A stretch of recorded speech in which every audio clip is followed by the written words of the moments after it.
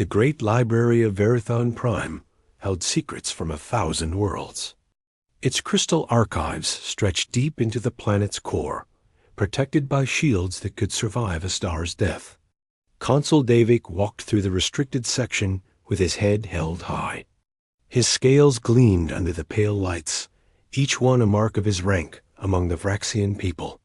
He had fought in 20 battles, conquered 6 star systems, and now sat on the Galactic Consilium's High Council. But it wasn't enough. It would never be enough. The old keeper of the archives, a frail creature from the krill species, tried to block his path. Her forearms trembled as she held up a data pad. The keeper's species had lived for thousands of years, and this one had seen more than most. Her eyes held a warning that Davik chose to ignore. "Consul, these records are sealed for good reason," she said. Her voice cracked with age and fear. "The third system must remain untouched. This is not just Consulium law. This is survival." Davik pushed past her without a second glance. He had heard the whispers about the third system since he was young. A quarantined region of space that no one could enter. 12 planets, all habitable, all forbidden. The elder species spoke of it in hushed tones, but none would explain why.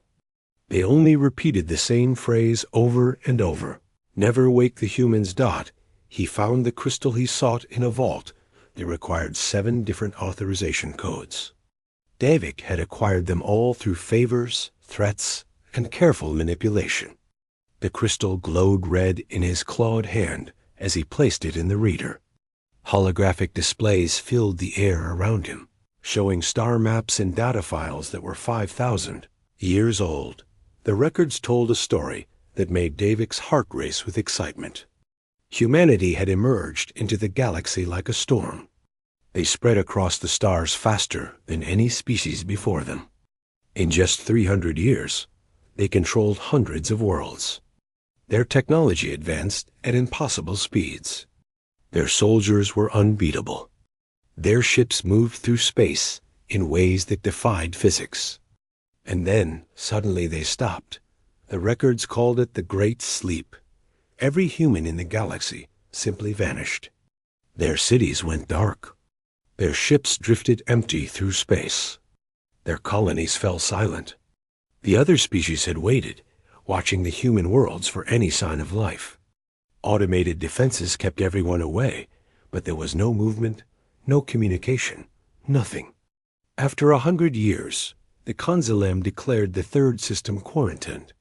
After 1,000 years, it became forbidden. After 5,000 years, it became legend. Davik read through every file, his excitement growing with each passing moment. The records showed no evidence that humanity had been defeated. There was no plague, no war, no disaster. They had simply chosen to sleep, though the records didn't explain why. To Davik, this meant only one thing. The humans were either dead or so weak that they no longer mattered. Either way, the third system was there for the taking. He imagined the resources waiting in that untouched region of space. 12 habitable worlds meant unlimited expansion for his people. Ancient human technology could give the Vraxian Empire an advantage over every other species, and the glory of being the one to finally claim the forbidden system would secure his place in history forever. The old krill keeper found him hours later, still reading through the files. She stood in the doorway, her ancient face twisted with concern. "You cannot be seriously considering this, Consul. The warnings are clear. Never disturb the third system. Never wake the humans." "Wake them?" Davik laughed, a harsh sound that echoed through the archive. "These humans have been silent for 5,000 years. They're extinct, old one. These warnings are just the paranoid fears of primitive species who couldn't understand human technology. I was alive when the humans walked among us," the keeper said quietly. "I was young, barely 300 years old, but I remember. They weren't cruel. They weren't evil, but they were inevitable. Everything they touched became human. Every world they visited wanted to join them. Every species they met began to think like them, act like them, dream like them.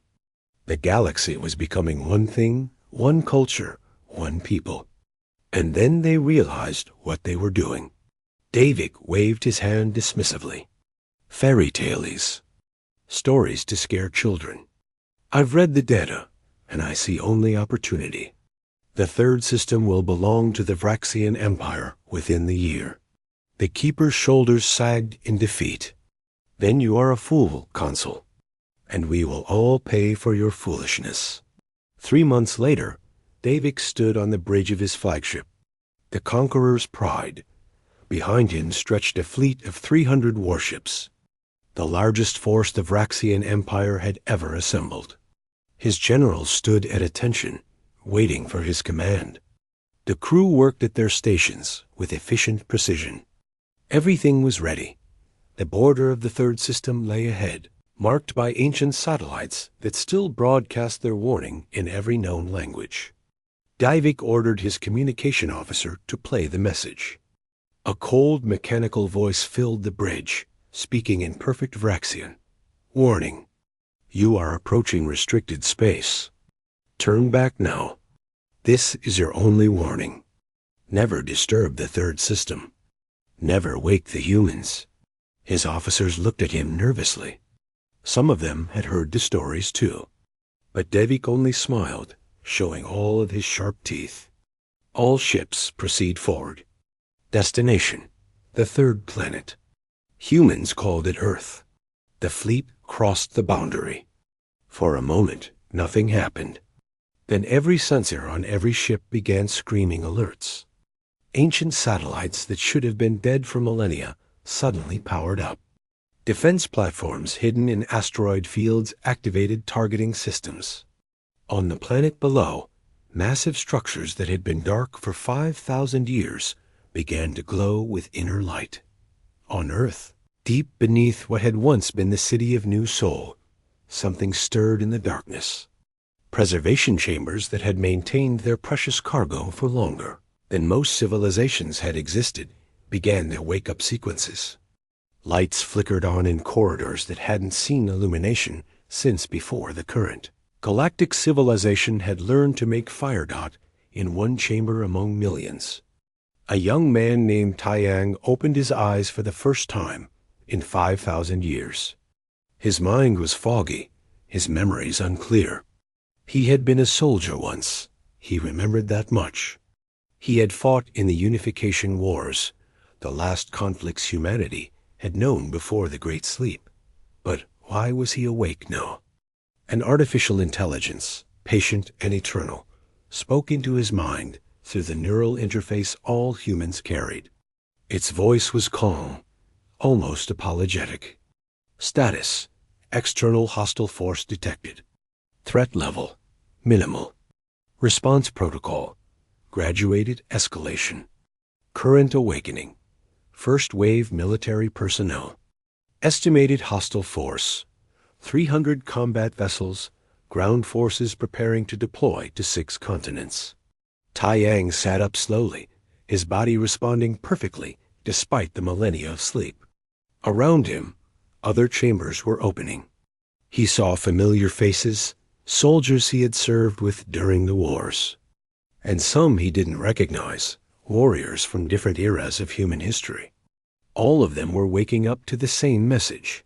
Someone had broken the galaxy's only rule. Someone had awakened the humans, and now they would remember why that rule existed in the first place. Vraxian scouts descended through Earth's atmosphere in tight formation.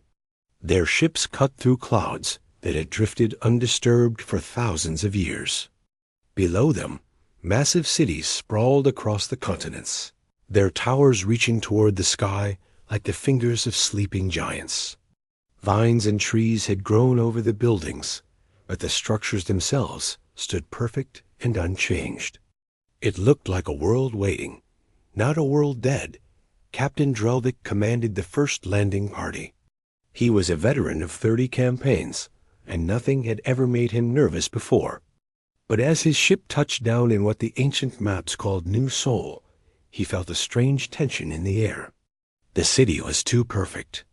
Buildings that should have crumbled after 5,000 years looked like they had been built yesterday. Streets were clean. There was no debris, no signs of decay. It was wrong. Spread out, he ordered his troops. Standard search pattern. Look for anything valuable. Technology, weapons, data cores. And stay alert. His soldiers moved through the empty streets with weapons ready. Their armor could withstand plasma fire, and their shields could stop missiles. They were the best warriors the Vraxian Empire had to offer. But as they explored deeper into the city, several of them reported feeling watched. Their sensors showed nothing, but the feeling remained. High above, Consul Davik monitored the 6 landing sites from his flagship. Reports came in from all over the planet. Every team found the same thing. Empty cities in perfect condition, no bodies, no signs of what had happened to the inhabitants. It was as if everyone had simply vanished in the middle of their normal day. "Sir, we found an entrance to an underground facility," Captain Drelvik reported. "Requesting permission to investigate." "Granted," Davik replied. "That's probably where they stored their technology before they died out. Proceed with caution." What the Vraxians didn't understand was that humanity hadn't died. They had evolved beyond the need to stay awake all the time. After conquering disease and aging, after solving the problems of resource scarcity and social conflict, humans had asked themselves a simple question: what comes next? The answer had been the Great Sleep. Their bodies rested in preservation chambers while their minds dreamed together in vast quantum networks. They had been sleeping, learning, growing, waiting for 5,000 years, and the Vraxian invasion had triggered their wake-up call. In the underground facility beneath New Sol, Taiyang stood in a vast chamber filled with thousands of other awakened humans. He was still wearing the simple clothing he had entered sleep in all those millennia ago. His mind was clearing now, the fog of sleep burning away as his neural implants fully activated. Around him, people spoke in confused voices, asking questions, trying to understand. A woman stepped forward to address the crowd. She wore the uniform of a special forces captain, and her eyes held the kind of calm that only came from seeing terrible things and surviving them. Her name was Myray, and she had been a legend even before the Great Sleep. She had commanded humanity's most elite units during the Unification Wars. "Everyone, listen," she said, her voice cutting through the confusion. "I know you're confused. I know you have questions. But right now, we have a situation. Hostile forces have invaded Earth. They've deployed ground troops to 6 locations and have a fleet in orbit. The AI has assessed them as a minimal threat, but they are still a threat. We are the first wave. More will wake if needed." Taiyang felt his training clicking into place. Confusion faded, replaced by focus. He had been a soldier. He was a soldier. Some things didn't change, even after 5,000 years of sleep. Myray continued, "According to the AI, these invaders are called Vraxians. They're a reptilian species from the Galactic Consilium. They appear to be here for resources and technology. They've broken the quarantine that was supposed to keep Earth safe while we slept." She paused, her expression hardening. "They made a mistake. We're going to give them a chance to correct it." The humans equipped themselves from armories that had been maintained by automated systems for millennia. Taiyang picked up a rifle that looked simple but felt perfect in his hands. The weapon responded to his neural commands, its targeting system linking directly to his implants. It was like putting on an old, comfortable piece of clothing. On the surface, Captain Drelvik and his troops had ventured deeper into the underground facility. They found corridors that stretched for kilometers, lit by lights that shouldn't still have power. They found chambers filled with technology they couldn't begin to understand. And then they found the preservation chambers. "Sir, you need to see this," one of his soldiers called out. I think these are bodies. Thousands of them. But the readings say they're alive." Drelvik approached the chamber his soldier had found. Inside was a human, perfectly preserved, looking like he was simply sleeping. The chamber's displays were active, showing biological readings that indicated life. He leaned closer to examine the controls, trying to understand what he was seeing. That's when the chamber's door opened. The human inside sat up slowly, his eyes focusing on Drelvik. The Vraxian captain stumbled backward, raising his weapon. Around him, he heard shouts of alarm as other chambers began opening. Humans were waking up all around them, dozens of them, then hundreds. "Fall back," Drelvik ordered. "Back to the surface. Move." His troops ran, their discipline breaking down into panic as they realized they were surrounded by beings that should have been dead. They burst out of the underground facility and into the city streets, where their ships waited to extract them. But the city wasn't empty anymore. Humans stood on the rooftops and in the streets. They moved with an eerie silence, positioning themselves with military precision. Taiyang was among them, his rifle aimed at the retreating Vraxians. He had been given orders: let them go, but make sure they understand what they're dealing with. Lieutenant Jiwan stood beside him. She was a tactical officer who had specialized in urban combat. She activated her communicator, broadcasting on all frequencies. "Attention Vraxian forces. You have entered restricted space.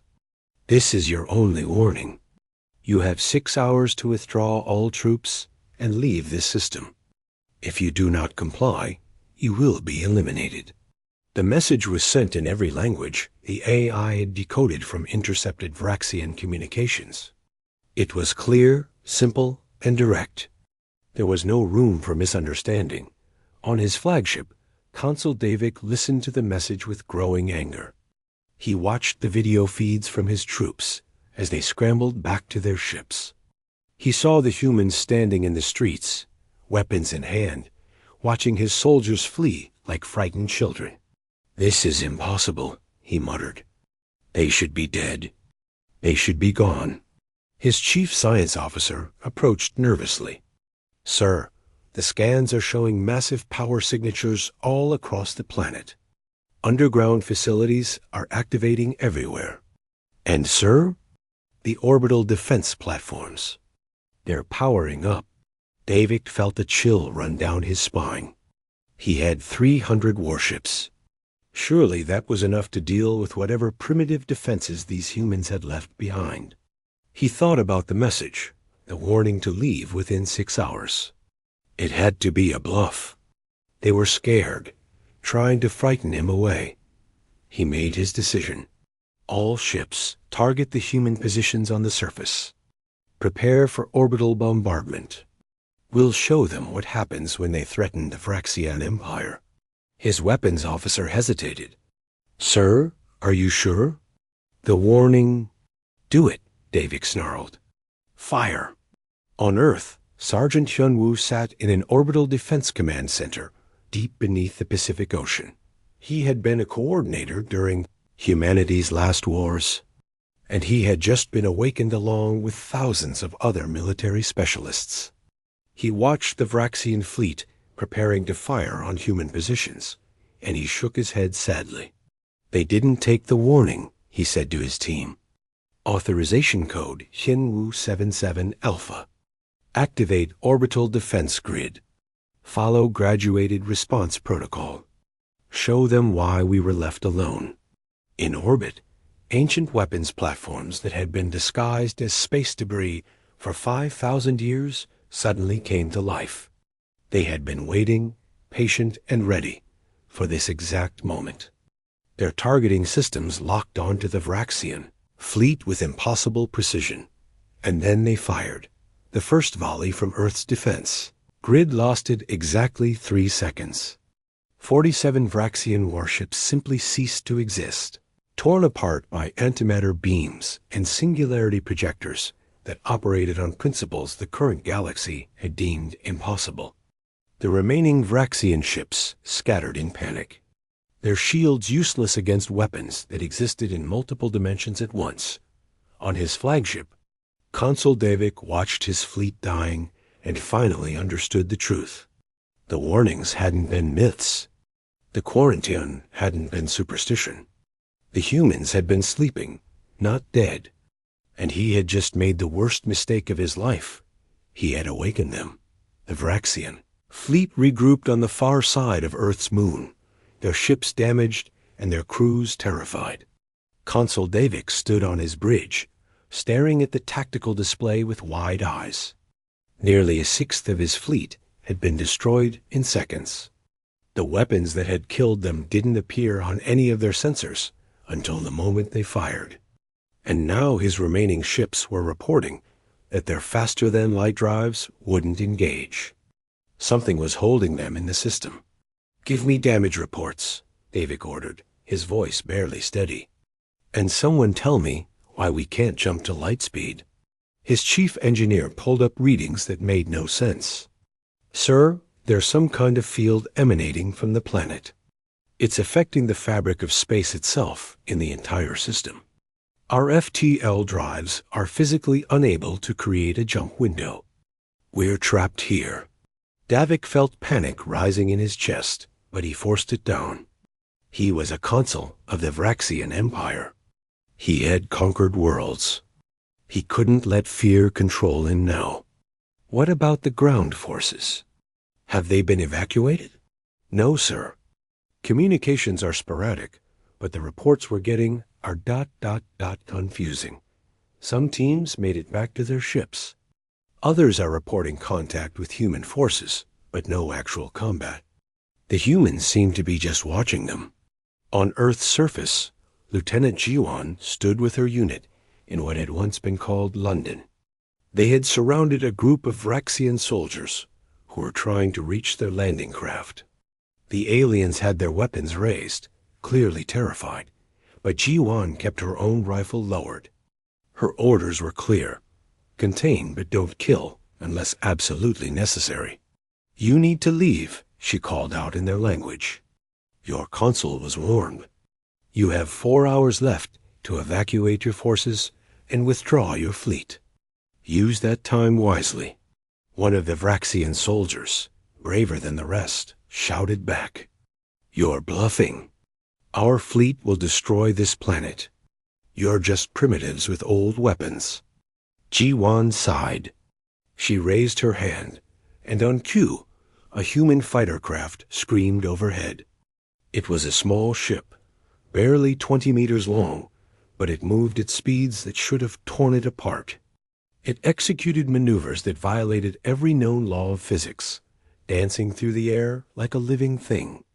Then it simply stopped, hovering perfectly still 100 meters above them, before vanishing in a blur of speed. "Does that look primitive to you?" Jiwan asked. "Your fleet has already lost 50 ships. Earth hasn't even deployed its real military yet. What you're seeing now is just us asking politely for you to leave." The Vraxian soldiers looked at each other, their confidence crumbling.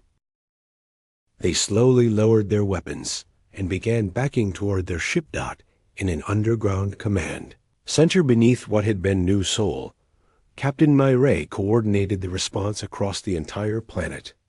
Holographic displays showed her every Vraxian position, every human unit, and every activated defense system. She was in contact with Sergeant Hyunwoo in the Orbital Command Center and with Admiral Seonmi, who had just awakened to take control of Earth's space defense. "Status report," Myray requested. Hyunwoo's voice came through clear. "Orbital grid is at 15% activation. We've disabled their FTL capability and destroyed the ships that fired on our positions. The rest of their fleet is holding position behind the moon. They're scared, but not running yet." Admiral Seonmi added her report. "I'm bringing the fleet out of storage. We have 60 capital ships fully operational, and another 200 it will be ready within the hour.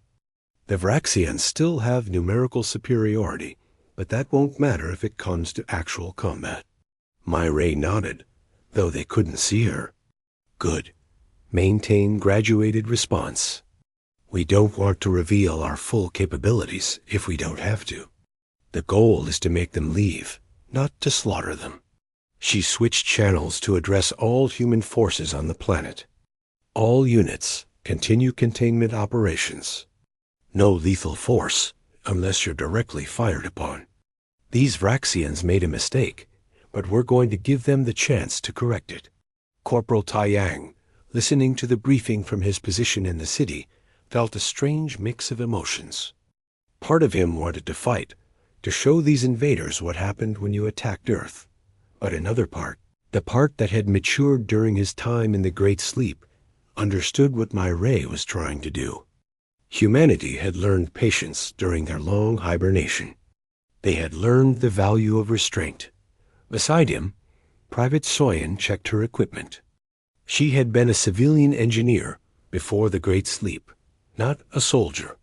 She had been awakened because of her expertise in quantum communications, not for combat. But like all humans, she had received basic military training. She looked nervous but determined. Do you think they'll actually leave? She asked Taiyang. He shrugged. If they're smart, they will. If not, he gestured at the city around them, at the weapons platforms rising from hidden positions, at the fighter craft patrolling the skies. Well, then they'll learn why the galaxy left us alone for 5,000 years. Meanwhile, far above the chaos of Earth, a new ship entered the system. It was smaller than the Vraxian warships, but carried diplomatic markings recognized throughout the galaxy. The vessel belonged to the Galactic Consulium, and it broadcast a priority message on all frequencies. This is Elder Vosh of the Consulium High Council. I request immediate communication with both the Vraxian fleet and the human defense forces. This situation must be resolved peacefully. Consul Davik received the message with a mixture of relief and dread. Relief that the Consulium had finally responded to his distress calls. Dread because Elder Vosh was a Krill, one of the oldest species in the galaxy, and he would know the truth about the humans. This is Consul Davik. Elder Vosh, we require immediate assistance. We are under attack by hostile forces, and our fleet is trapped in this system. Vosh's reply was cold. You are not under attack, Consul. You are experiencing the consequences of your own foolish actions. You were warned. Every species in the galaxy was warned. Never disturb the third system. Never wake the humans. And yet, here you are. Myray, listening to the exchange from her command center, decided to respond. This is Captain Myray of Earth Defense Forces. Elder Vosh, your vessel is welcome to approach the planet. We would appreciate the opportunity to speak with representatives of the Consulium. There was a pause before Vosh responded. When he did, his voice carried something that might have been relief. Captain Myray, thank you for your willingness to communicate. I propose we meet on the old station at the edge of your system. It was built by your people as a diplomatic outpost before the Great Sleep. I believe it's still functional. Confirmed, Myray replied. We'll meet you there in 6 hours. Davik listened to this exchange with growing horror. The humans were speaking to the Consulium Elder as equals, and Vosh was treating them with respect, even deference. How powerful were these humans? What had he awakened? As the deadline for Vraxian withdrawal approached, Davik made a decision. He ordered all ground forces to evacuate immediately and pulled his fleet back to the system's edge, away from Earth but still trapped by whatever field prevented their FTL drives from working. He would wait for Elder Vosh to negotiate their release. Pride told him to fight, but survival instinct was stronger. On Earth, humans watched the Vraxian ships retreat. Taiyang stood in the street with Soyan, watching the alien craft climb into the sky. They're leaving, she said, sounding almost disappointed. For now, Taiyang replied. But Captain Myray is meeting with the Consulium. I think things are about to get more complicated. In her command center, Myray prepared for the most important negotiation humanity had faced in 5,000 years. She reviewed the data the AI had gathered on the current galactic civilization, on the species that had evolved and advanced while humans slept. She thought about what Elder Vosh had said, about how they had been warned never to wake humanity. Why had the galaxy been so afraid? What had humanity done before the Great Sleep that made them such a threat? She needed answers, and she suspected that Elder Vosh was one of the few beings alive who could provide them. General Minjay had just awakened, humanity's highest-ranking military officer. He would join her for the meeting, along with several others who were being briefed on the situation. The stage was set for humanity to learn the truth about its own past and to decide what role it would play in the galaxy's future. Myray only hoped they could find a path forward that didn't lead to war. Humanity had been sleeping for 5,000 years, but they had never forgotten how to fight. The question was whether they could remember how to make peace with species they had never met before. Outside her window, the sun was setting over New Seoul. The city that had been dark and silent for millennia was now lit with activity. Humans walked the streets again, their voices echoing off buildings that had waited patiently for their return. Earth was awake, and the galaxy would never be the same. The diplomatic station at the edge of the third system had been waiting for 5,000 years. It hung in space like a monument to a time when humanity had walked among the stars freely. The structure was enormous, built to house delegations from hundreds of different species. Its systems had maintained themselves perfectly, powered by reactors that would outlast most stars. Captain Myray arrived in a small human shuttle, accompanied by General Minjay and 3 advisors. The general was an older man who had commanded Earth's combined military forces during the final years before the Great Sleep. He carried himself with quiet authority, his eyes taking in everything with tactical precision. Beside him sat Corporal Taiyang and Private Soyine, chosen to represent the younger generation of awakened humans. Elder Vosh waited for them in the main conference chamber. He was a krill, a species that resembled something between an insect and a philosopher. His 4 arms moved in patterns that conveyed emotion as much as his words did. He had lived for over 6,000 years, which meant he had been alive during humanity's first expansion into the galaxy. Captain Myray, General Minjay, Vosh greeted them with a bow. I am honored to meet you, though I wish it were under better circumstances. Please sit. We have much to discuss.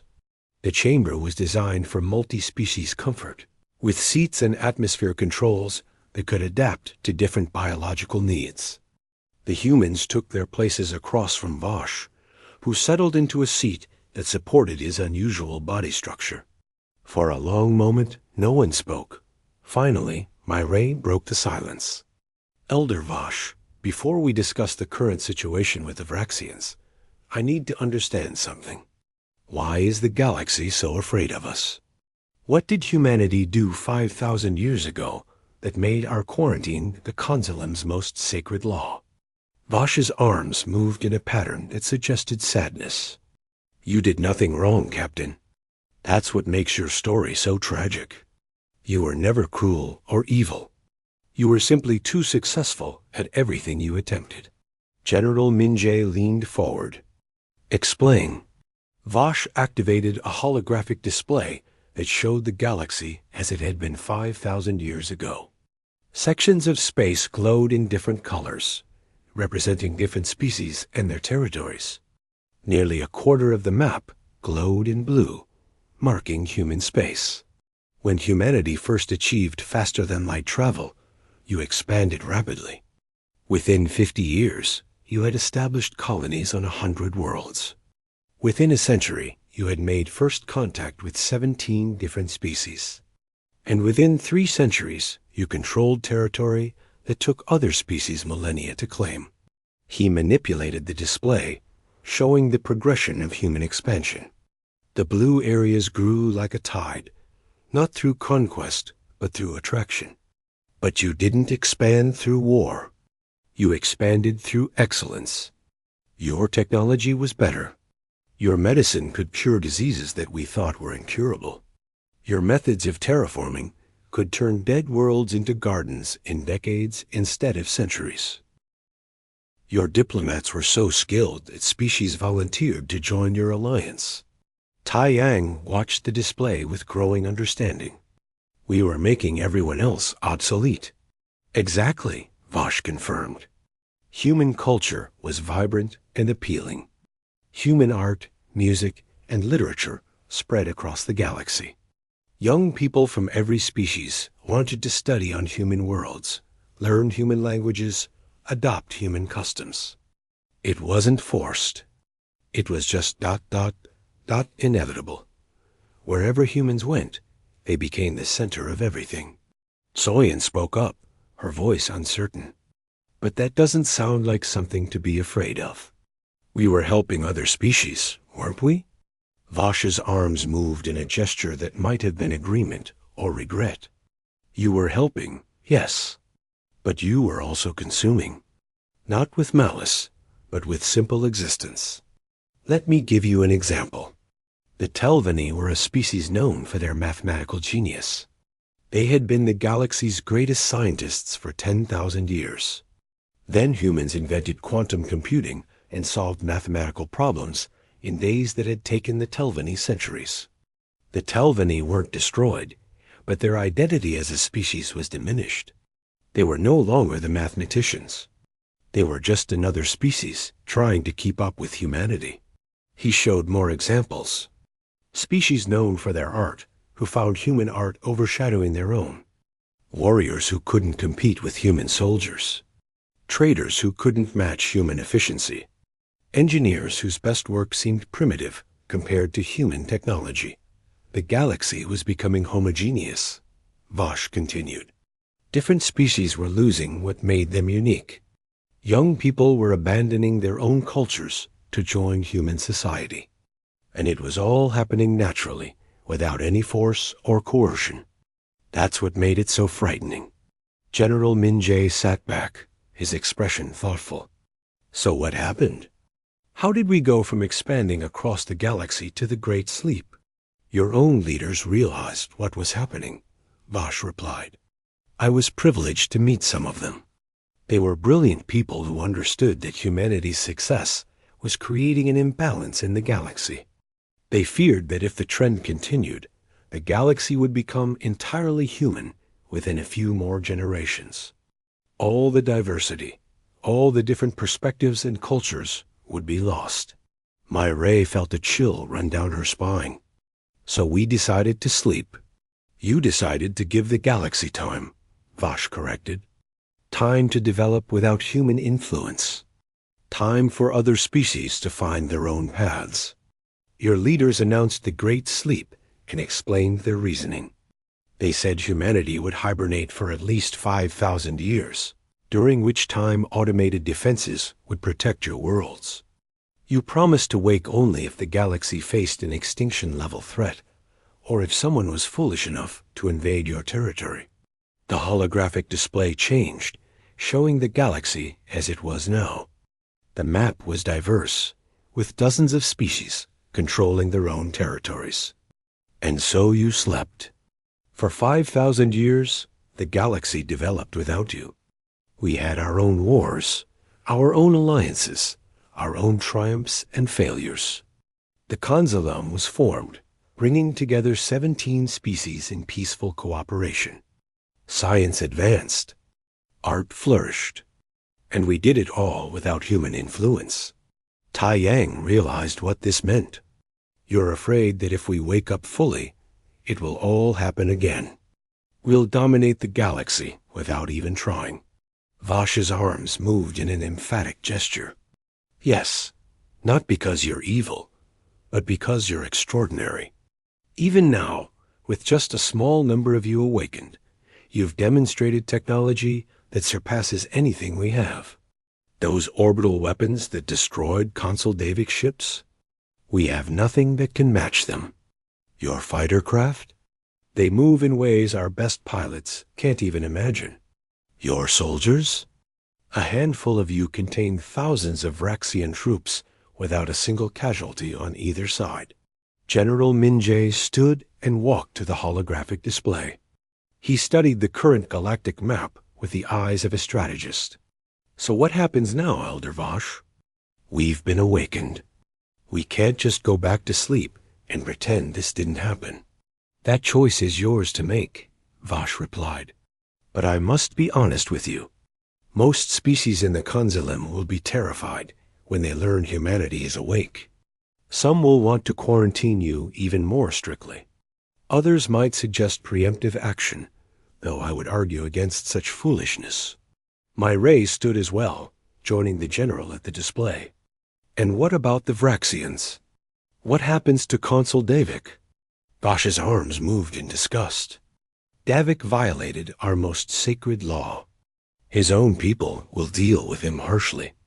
But that doesn't change the situation. You've been awakened, and the galaxy must now decide how to respond. Soyan, still seated, asked the question that everyone was thinking. What do you think we should do, Elder Vosh? The ancient alien was quiet for a long moment. I think, he finally said, that humanity has a choice to make. You can go back to sleep, ensuring the galaxy remains diverse and independent. You can wake fully and accept the inevitable cultural dominance that will follow, regardless of your intentions. Or you can find a middle path, something that allows you to engage with the galaxy while limiting your influence. My Ray exchanged glances with General Minjay.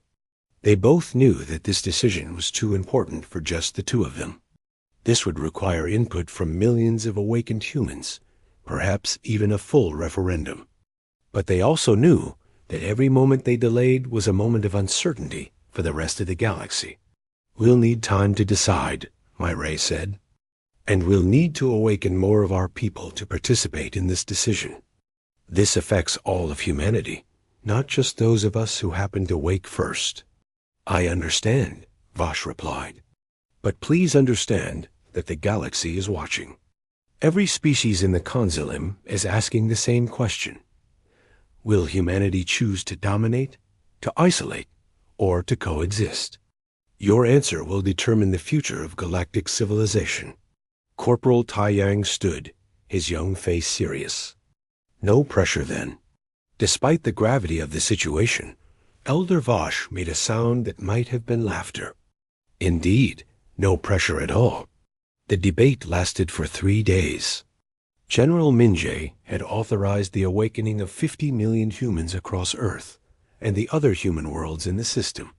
Politicians, scientists, philosophers, artists, ordinary citizens, all were brought back from the Great Sleep to participate in the most important decision humanity had ever faced.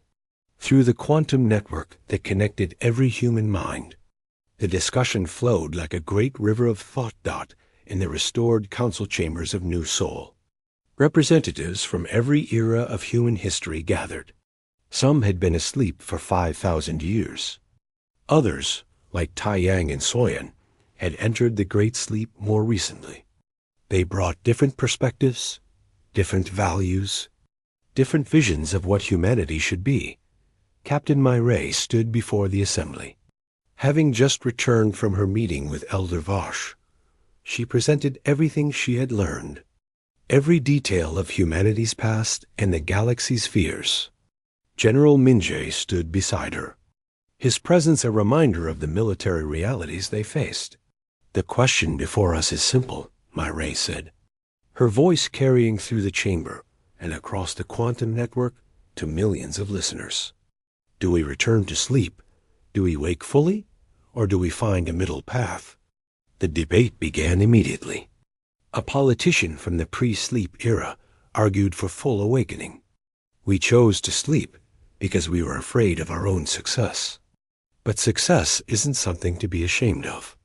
If our culture, our technology, our way of life appeals to others, that's not domination. That's simply being better. A scientist countered. Better by whose measure? Elder Vosh showed us what happened last time. We didn't conquer the galaxy through war, but we conquered it nonetheless. Every species was losing its identity, becoming a pale copy of humanity. Is that the legacy we want? Corporal Taiyang, given a voice as one of the first awakened, stood to speak. His youth and relatively recent entry into the Great Sleep gave him a perspective that the older humans lacked. I've been reading about what the galaxy accomplished while we slept. They formed the Consulium. They achieved peace between species that had been enemies for millennia. They made scientific discoveries we never imagined.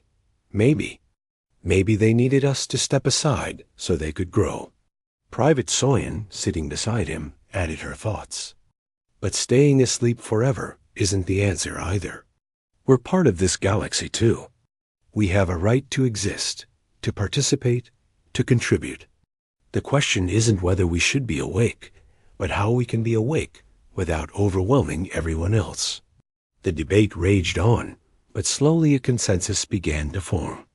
It was Lieutenant Yuan, the tactical officer who had coordinated Earth's defense during the Vraxian invasion, who first articulated what would become known as the Threshold Agreement. She stood before the assembly, her combat uniform still dusty from the streets of London, where she had faced down Vraxian soldiers. We're approaching this wrong. It's not all or nothing. We don't have to choose between total sleep and total awakening. We can wake a portion of our population, enough to engage with the galaxy, but not enough to dominate it. A philosopher from 5,000 years ago, a woman who had helped design the original Great Sleep, expanded on the idea. We could rotate. Wake 10% of our population for a century, then let them sleep while another 10% wakes. Everyone gets time awake, time to live and experience the galaxy. But we maintain a consistent presence that's limited enough not to overwhelm other species. The debate shifted from whether to how. Technical experts began calculating optimal numbers. Diplomats discussed how to present this to the Consulium. Military officers, led by General Minje, outlined security protocols to protect both human and alien interests. Artists and cultural representatives proposed exchange programs that would allow sharing without domination. After 3 days, the vote was called. Through the quantum network, 50 million humans made their choice. The result was overwhelming. 92% supported the Threshold Agreement. Humanity would wake, but carefully, with restraints they imposed on themselves. General Minje was chosen to lead the transition, but he insisted that Captain Narration take the role of ambassador to the Galactic Consulium. I'm a soldier, he told her privately. I know how to fight, but you know how to talk, how to negotiate. The galaxy needs to see that humanity chooses diplomacy over dominance. Narration accepted, though the weight of responsibility was enormous. Her first task was to address the issue of Consul Davik and the Vraxian fleet. Still trapped in the system by Earth's defensive field, she contacted Elder Vosh through the quantum communicator. Elder Vosh, humanity has made its decision. We will wake 10% of our population and engage with the galaxy. We will establish diplomatic relations with the Consulium and any species willing to work with us. And we will release the Vraxian fleet. Vosh's relief was palpable, even through the communication link. This is wisdom, Ambassador Narration. The Consulium will be cautious, but this is a path forward we can work with. There are conditions, Narration continued. We're releasing the Vraxians because we choose mercy, not because we lack the power to punish them. But they must understand that this was their only warning. Earth and all human territories remain under our protection. Any future violation will be met with overwhelming force. Understood, Vosh replied. I will convey this to the Consulium and to the Vraxian government. The Vraxian fleet was released from the field that had trapped them. Consul Devik, watching from his flagship's bridge as their FTL drives came back online, felt a mixture of relief and shame. He had survived, but at what cost? His military career was over. His reputation was destroyed. And he would be remembered forever as the fool who woke the humans. He transmitted a message to Earth before departing, addressed to Ambassador Myray. On behalf of the Vraxian Empire, I apologize for violating your territory. I was wrong. The warnings were true. I have learned that some rules exist for good reasons. Murray's response was simple. Learn from this, Consul, and make sure your people learn too. In the months that followed, humanity began its careful reintegration with the galaxy. Taiyang and Soyan were among those who chose to remain awake for the first century of the new era. They stood together on the observation deck of humanity's first embassy station, built at the edge of the third system as a meeting point between human and alien civilizations. Ships from a dozen species approached the station, their crews nervous but curious. The Consulium had sent delegations to establish formal relations.